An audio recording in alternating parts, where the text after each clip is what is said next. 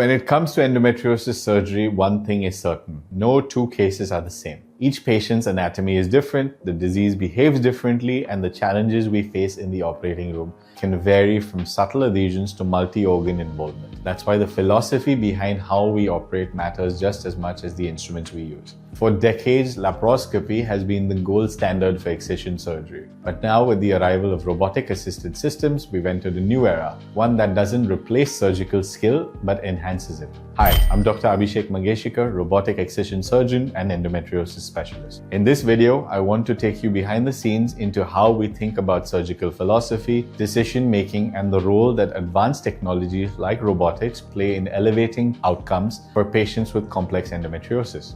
Endometriosis surgery isn't about removing as much as possible.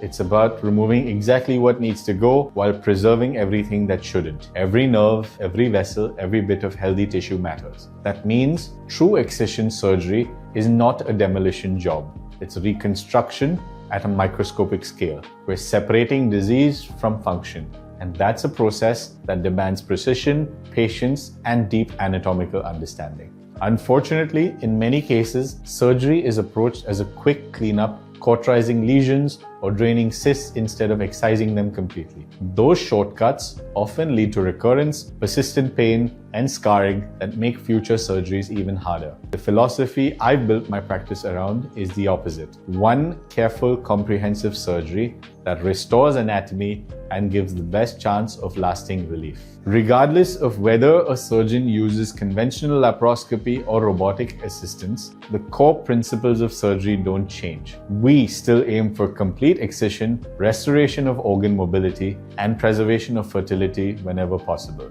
That means identifying and following natural anatomical planes, the safe spaces between structures to separate disease from healthy tissue. It also means maintaining respect for the neurovascular system, preserving the hypogastric nerves, the ureters, and the integrity of the rectum and the bladder. Surgery must be unhurried and precise. The actual removal of disease usually comes after nearly 2 hours of carefully preparing spaces and protecting vital structures such as the ureters, pelvic nerves, and large blood vessels. Only once those are safeguarded can we completely excise disease while preserving important functions like urinary, bowel, and reproductive control.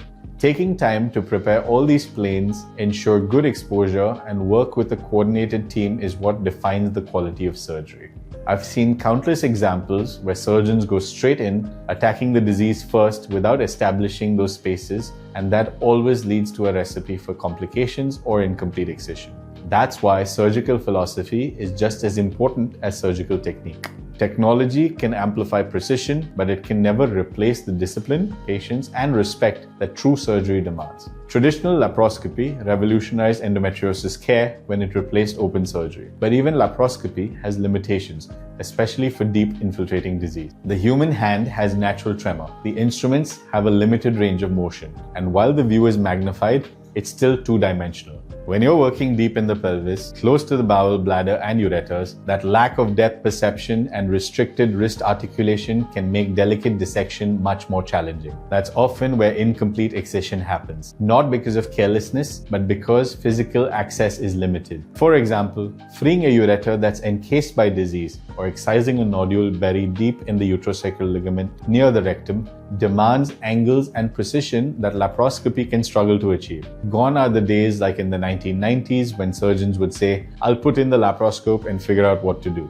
Today, we should never be surprised by what we find. A bowel nodule or ureteric involvement should already be known and planned for before entering the OR. By the time the patient reaches the table, most of the surgery, the dissection, planes, exposure, and sequence of steps should already be mapped out mentally.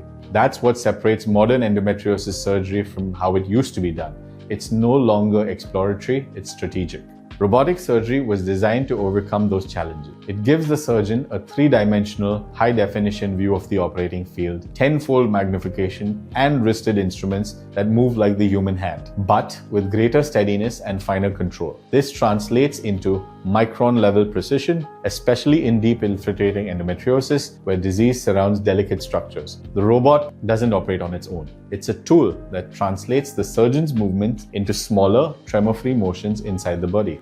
It allows us to dissect deep into the pelvis safely, protecting nerves and preserving fertility, while minimizing blood loss and trauma to surrounding structures. For patients, this means fewer complications, less post-operative pain, and faster recovery. For the surgeon, it means longer, more complex cases can be performed with the same steadiness and accuracy from start to finish. Robotics isn't about replacing surgeons. It's about enhancing what skilled hands can already do. Just like how cars evolved from manual transmissions to automatics, then paddle shifters, and now electric and AI-assisted systems, the goal was never to replace the driver, but to make driving safer, smoother, and more efficient. That's exactly what technology does for surgery.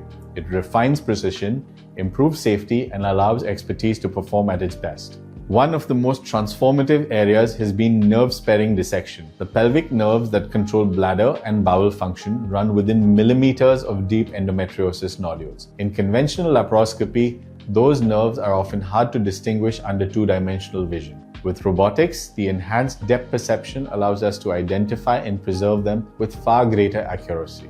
The same applies to ureterolysis, freeing the ureter when it's trapped in fibrosis or disease. In the past, this used to carry a significant risk of injury. With robotic articulation, we can safely release the ureter from the disease while keeping its blood supply intact. Even in multi-organ cases where the bowel, bladder, or diaphragm are involved, robotics allows a multidisciplinary team to work with shared precision. The surgeon can tailor every move to the patient's anatomy rather than adapting the anatomy to the limitation of the tools. Of course, robotics is only as good as the surgeon operating it. Experience, judgment, and team coordination still define outcomes. The robot doesn't make decisions, it simply amplifies the surgeon's intent. From a medical perspective, when we look at the current quality of evidence, most studies so far show no significant difference between laparoscopy and robotic surgery in terms of outcomes.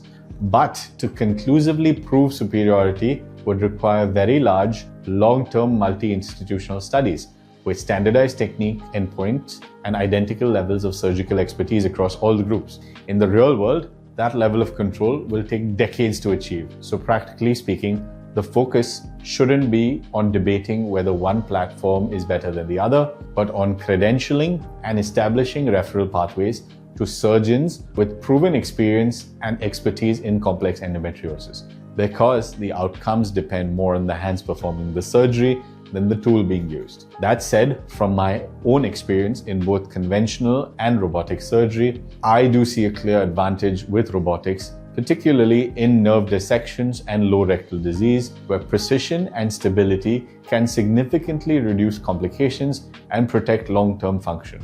What's more important is that patients are counseled properly. This isn't a robot doing the surgery, it's a surgeon using advanced tools to achieve millimeter-level precision in one of the most complex anatomical spaces in the body. For me, surgical excellence isn't about chasing perfection in one dimension, it's about balance. The goal is complete removal of disease, minimal collateral damage, and maximum functional preservation. That's why planning, imaging, and mapping, the subjects we discussed in the previous video, flow directly into how we execute the surgery. Robotics fits perfectly into that philosophy because it aligns with precision, control, and respect for anatomy. It allows us to do less harm while achieving more. It's an evolution, not a replacement of everything good that laparoscopy started.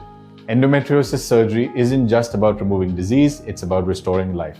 Every tool, every decision, every cut reflects a philosophy that precision is power, and that true healing begins when surgery respects both anatomy and biology. Robotic surgery represents the next step in that journey, not because it's new, but because it's better aligned with what this disease demands: accuracy, control, and gentleness in equal measure. And realistically, in 2025, we cannot wait 20 or 30 years for level 1 data to tell us what we already see in practice. The conversation on technique needs to shift away from robot versus laparoscopy and towards structured credentialing, ensuring that only specialists with the right experience handle deep and complex disease. Because ultimately, it's not the tool that defines the outcome, it's the expertise behind it. Conventional laparoscopy in its current form will likely be obsolete within the next decade or so. What truly matters is building pathways that protect patients from being harmed by the wrong surgeon, regardless of what technology they use. If this video helped you understand how surgical philosophy and technology work together to improve outcomes in endometriosis care, share it with someone considering surgery. And if you'd like to see more deep dives into how we actually perform complex excision, plan multi-organ procedures, and support recovery, like, share, and subscribe. The more patients understand what good surgery means, the fewer will ever need it twice.